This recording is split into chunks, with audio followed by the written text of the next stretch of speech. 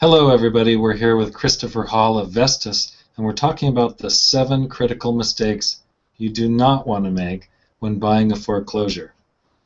Hi, CH. Hey Stefan, how are you? Good.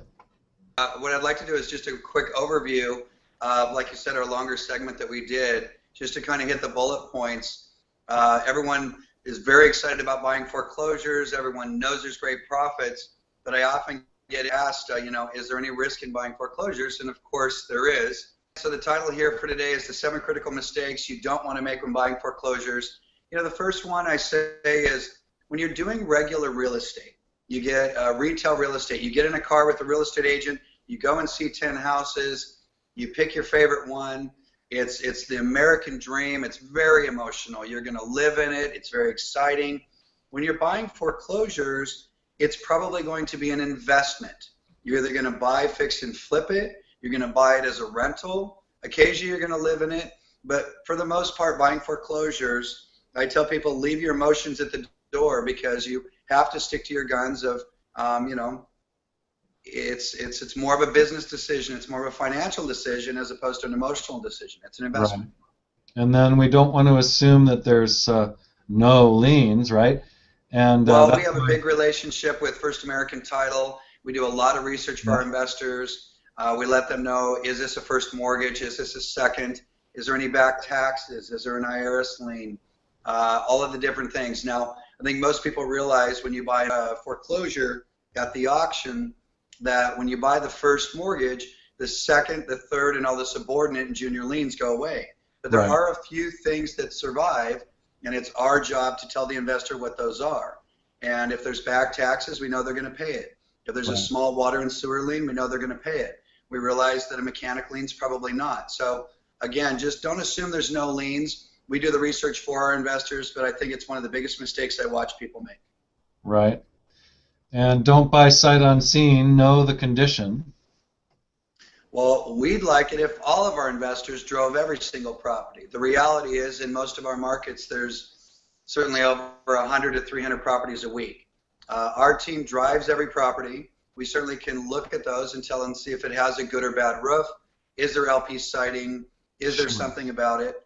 But we encourage people to drive by the properties that they're going to buy and get a feel for the neighborhood and get a feel for the house. And I think that that's important. I really do. Again, we do the due diligence for our clients. We just think it's good that they, stay involved as well. Right. And then don't pay too much. Well, when I say don't pay too much, if I'm going to buy retail, I know I'm going to pay full price. It's the safest way. If I want a better deal, then stick to your guns. If you're going to go to the foreclosure auction, you should get something for 60 to 80 cents on the dollar. And if there's somebody that's going to pay 90 cents on the dollar because they're going to live in it, let them have it. There's 100 to 300 next week, and you're going to get a better deal. So what I tell people is wait for the good deal. There's going to be good deals every single week, but if your strike price is at 74 cents on the dollar and someone's willing to pay more, then wait for next week and get something that is going to be a better deal for you the next week. And patience is going to make you some profit.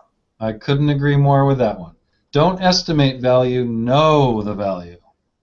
So this is a funny one for me.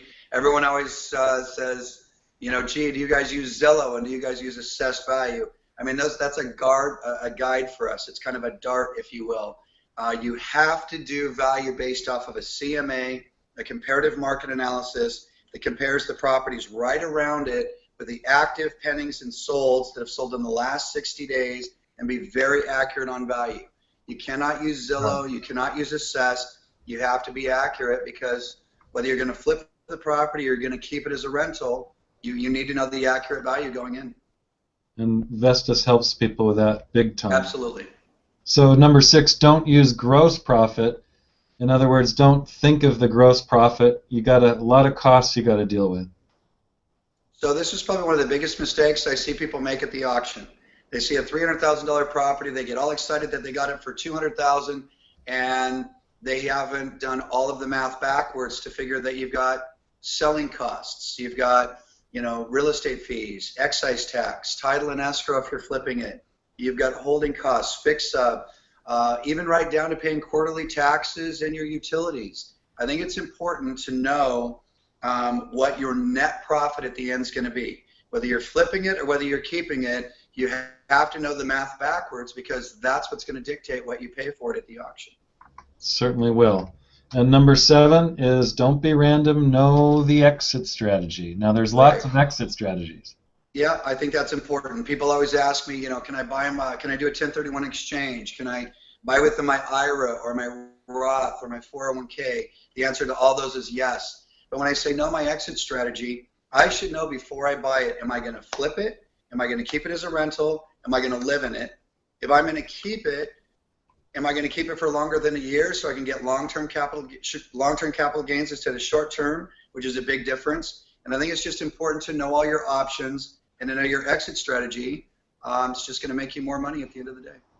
It certainly is. And this is just great, talking with you about the 7 critical mistakes. It was kind of a speed through. We have a longer version of this available as well. Thanks for coming today, CH.